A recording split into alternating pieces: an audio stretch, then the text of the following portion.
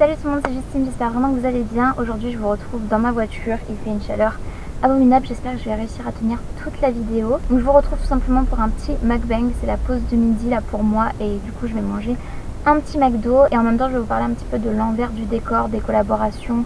Quand on a une petite chaîne YouTube comme la mienne, une petite communauté, je voulais vous expliquer un petit peu tout ça, donc j'ai pris 2-3 notes sur mon téléphone. J'espère que la lumière, le son, ce sera correct. J'ai très soif, je meurs de chaud, donc déjà dans un premier temps je vais manger en même temps que je vais vous parler, donc j'espère que ça vous gênera pas. Je sais qu'il y a des gens qui adorent ça, moi perso j'aime bien regarder ce genre de vidéos, mais je sais qu'il y en a qui détestent aussi, donc voilà. Je vais essayer de trouver un petit compromis. Sur le parking de McDo, il y a des gens qui vont me voir, qui vont me trouver déjà très bizarre de manger à l'arrière de ma voiture. C'est comme ça. C'est toujours une horreur ces nouvelles tasses. Moi perso ça me gêne absolument pas qu'il n'y ait plus de paille, même si j'adore utiliser les pailles clairement. Mais c'est une horreur parce que le petit bouchon là en carton, il ne tient mais absolument pas. Ou alors ils le mettent très mal à chaque fois, enfin bref. Petite serviette. Je vais juste mettre un petit peu de gel hydroalcoolique sur mes mains. J'ai pris donc un moyen iced tea que j'ai bu un petit peu déjà. J'ai pris également des frites, j'ai pris une moyenne frite. Elles sont bien chaudes. Elles sont plus chaudes que la température de la voiture, donc c'est déjà pas mal. Et ensuite, j'ai pris un McMuffin. Non, c'est ça. Ensuite, j'ai pris un McMuffin Egg and Cheese. Un muffin végétarien en fait. Voilà, je suis pas végétarienne, mais j'ai jamais été très viandarde non plus, mais j'aime de moins en moins vraiment la viande. Et là, j'avais pas envie de viande. Donc voilà. De toute façon, chez McDo, je prends que des trucs au poulet, dans tous les fast-food d'ailleurs, parce que je mange pas de viande rouge. Parce que j'ai horreur de ça. Mais je mange que les trucs au poulet ou croque McDo, mais là j'avais vraiment envie d'un truc comme ça. Je vais déjà croquer là-dedans et ensuite parler un petit peu du coup de l'envers du décor, comme je vous disais, des collabs. Pas mauvais. Je crois que j'avais déjà goûté, mais c'était celui au bacon. Bon bref. Alors déjà, donc j'appelle ça l'envers du décor, mais c'est aussi la vérité un petit peu sur les collaborations, parce que je voulais tout simplement vous en parler, parce que j'ai l'impression qu'il y a encore une histoire un peu de mythe autour de tout ça, des gens qui s'imaginent plein de choses sur les collaborations et qui ne sont en fait pas du tout vraies. Moi évidemment je vous parle que de mon expérience, j'ai environ 6000 abonnés sur ma chaîne YouTube, ça fait plus d'1 an que j'ai passé ce cap et personnellement mes abonnés ne grimpent plus trop et je vous en ai déjà parlé rapidement dans une précédente vidéo. Mais je sais pas du tout à quoi c'est dû, je sais pas si je fais les choses mal ou quoi, mais j'essaie d'être assez assidue et tout, ça fait plus de 3 ou 4 ans que je fais des vidéos 2 fois par semaine, voilà, de façon régulière, donc je sais pas trop d'où ça vient, mais bon, voilà, peut-être que la qualité est pas assez bonne et pourtant j'ai toujours de super bons retours et des bons retours positifs, mais bon, voilà. Donc je vous parle que de mon expérience pour quelqu'un qui a voilà, environ 6000 abonnés. Déjà dans un premier temps, les collaborations, comment ça se passe? En général je reçois un premier contact par mail d'une marque qui vient en fait me parler soit de la marque, soit d'un produit en particulier. Et honnêtement j'ai su reconnaître au fil du temps les bons premiers mails d'approche on va dire et les moins bons, donc je vais pas dire les mauvais, mais il y en a vraiment certains qui voilà, peuvent être un peu douteux, et dans le sens où en fait il y a beaucoup de marques qui me contactent, qui m'ont contacté par le passé, qui étaient des marques de dropshipping. Donc je pense que vous connaissez le principe, mais si jamais vous ne connaissez pas, rapidement, ce sont en fait des marques qui se créent un site internet et qui vendent en fait des produits sur ce site, sauf qu'en réalité ils n'ont absolument pas de stock. Ils achètent en fait le stock en fonction des commandes qu'ils ont, et du coup ça provient d'un entrepôt qui est complètement inconnu à la marque à laquelle vous achetez, qui est un entrepôt fournisseur en soi, et c'est souvent basé en Chine. Et souvent le problème avec ça, c'est qu'ils gonflent énormément le prix parce qu'ils se font une marge forcément. Sauf qu'ils vous vendent ça de façon douteuse, sous couvert d'une innovation, sous couvert d'un nouveau produit, blablabla. Sauf qu'en fait vous trouvez exactement la même chose sur AliExpress.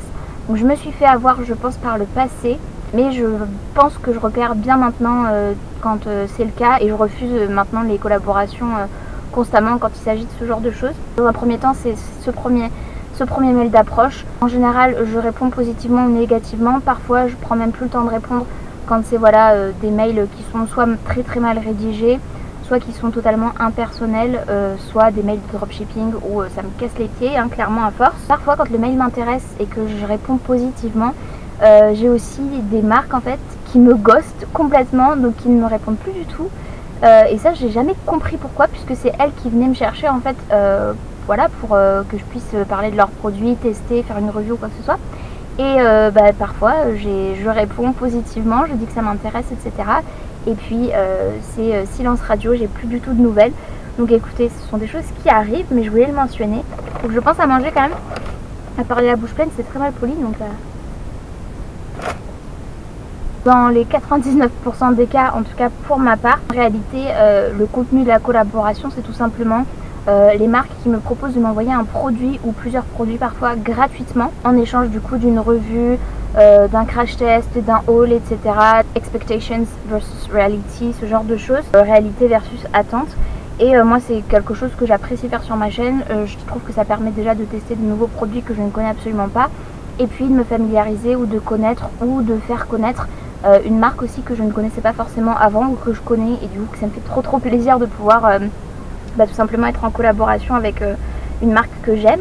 Donc en échange de ces produits gratuits là, je produis une vidéo. J'ai très souvent carte blanche, et d'ailleurs je vais vous en parler un petit peu. Je préfère préciser parce qu'il y a plein de gens qui pensent à tort que je suis payée en fait quand je fais ce genre de vidéo.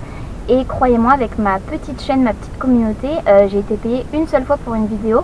Je vais vous expliquer laquelle c'était. Mais sinon, tout le reste du temps, je fais ça gratuitement. En fait, ma rémunération, c'est tout simplement les produits que je reçois gratuitement. Donc clairement, moi, c'est pas mon métier d'être youtubeuse. Donc ça va un temps, c'est plutôt chouette pour moi parce que j'en profite entre guillemets. Ce sont des opportunités qui sont vraiment super chouettes. Mais par contre, je ne gagne absolument pas un centime. Les seuls revenus que j'ai de YouTube, et je suis totalement transparente avec vous, je vous l'ai dit plein de fois, c'est via AdSense. Donc ce sont les pubs en fait que vous voyez. Et pour vous donner un ordre de grandeur, je gagne environ tous les 3 mois 70 €, voire 80. Voilà, donc c'est quand même très peu d'argent. C'est pas négligeable, mais c'est quand même très peu d'argent. J'en vivrai jamais clairement à ce niveau là. Je voulais juste vous préciser que j'étais absolument pas payée pour les vidéos, et la seule vidéo pour laquelle j'ai été payée, c'était un partenariat avec Octoly. Donc c'est une plateforme qui met en relation du coup des marques, des créateurs de contenu. Donc je vous en ai déjà parlé par le passé, je vais y revenir. Et c'était l'Institut Kataros, donc c'était pour l'argent colloïdal, et il m'avait payé 100 € pour faire cette vidéo. Donc j'étais super contente, c'était juste incroyable pour moi. Mais voilà, sachez que par rapport à des créateurs de contenu dont c'est le métier, les prix sont absolument pas les mêmes. En termes de rémunération aussi, je voulais préciser que parfois j'ai eu des liens affiliés, mais c'est très rare en fait. Les seuls liens affiliés que j'ai quasiment constamment, c'est les liens YesStyle, qui en fait me permettent de gagner quelques centimes par commande. Donc vous, ça vous change strictement rien, ça vous rajoute absolument pas vous d'argent à payer. Par contre, moi je touche une commission en fait sur vos achats si vous êtes passé par mon lien. C'est le principe.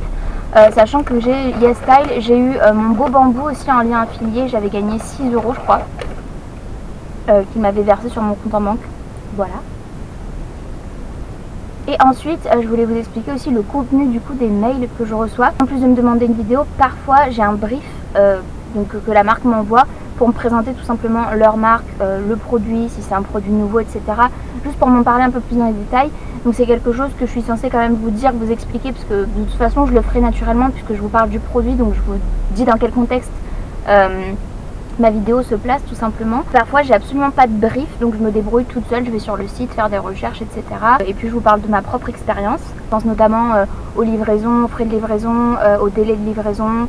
Et du coup par exemple je vous dis telle marque, c'est une marque qui vient de tel pays, etc. Pour autant que j'ai un brief ou que je n'en ai pas, j'espère que vous le savez vraiment, je l'espère vraiment du fond du cœur. Mais je suis quelqu'un de très honnête, donc dans ma vie privée et sur YouTube c'est la même chose, je ne vais pas changer. Donc je vous dis totalement ce que je pense en toute transparence, en toute honnêteté. Ce que je dis sur YouTube, vous pouvez le prendre comme argent comptant puisque c'est vraiment ce que je pense. Je peux penser quelque chose et vous pouvez penser totalement différemment, bien évidemment. J'ai souvent, très souvent carte blanche, franchement plus de 90% du temps j'ai carte blanche, je fais comme je veux. Parfois par contre j'ai des marques qui précisent de me dire oui, si vous faites un haul il faudrait montrer d'abord le vêtement non porté en fait sorti de l'emballage, vous parler un petit peu des matières, de la couleur, de la coupe, etc. avant de les essayer. Mais clairement, qu'on me le dise ou qu'on me le dise pas, c'est quelque chose que je fais naturellement. Donc je me sens pas bridée par ça en fait. J'ai pas l'impression que c'est une directive vraiment que je dois respecter, puisque voilà, comme je vous disais, c'est naturel en fait, je le fais sans qu'on me le demande. En général, quand je reçois les colis, bien évidemment, je préviens les marques aussi pour leur dire c'est bon, j'ai bien reçu le colis. et je ferai la vidéo d'ici une semaine ou deux. En général c'est les délais à peu près que je pratique et c'est les délais qu'on me demande aussi de toute façon. Après j'ai des collaborations, vous savez, qui sont récurrentes avec des marques avec lesquelles j'ai collaboré, qui réitèrent l'expérience avec moi tout simplement parce qu'ils ont apprécié mon travail. Donc ça c'est juste hyper gratifiant et je suis toujours très reconnaissante parce que je me dis waouh super, ils ont vraiment aimé ce que j'ai fait. Un croque. Je commence à avoir très chaud. Concentrée sur la vidéo que sur mon repas. C'est pas grave, je finirai hors caméra. Et enfin j'avais des petites choses négatives à vous mentionner. Je voulais vous dire que par exemple quand je travaille avec Octoly, donc c'est la plateforme dont je vous ai parlé qui met en relation les créateurs de contenu et les marques. Donc en gros je postule à une campagne sur le site d'Octoly parce qu'il y a tel produit qui m'intéresse. Et les marques peuvent totalement refuser, ça m'arrive plein de fois d'être refusée, mais parfois ils acceptent aussi. Et quand ils acceptent, du coup je produis le contenu en échange de mettre le lien vers leurs produits bien évidemment, mentionner Octoly, mentionner la marque, etc. 90% du temps en général ce sont des revues. Et parfois j'ai eu la surprise et la mauvaise surprise en fait de voir qu'il y a certaines marques qui utilisaient le contenu que j'avais produit pour elles et pour Octoly sur leurs réseaux sociaux par exemple, mais sans me demander mon accord et sans me citer. Et ça je trouve ça juste assez incroyable parce que ok c'est pas mon métier d'être youtubeuse, mais j'ai quand même produit du contenu pour une marque.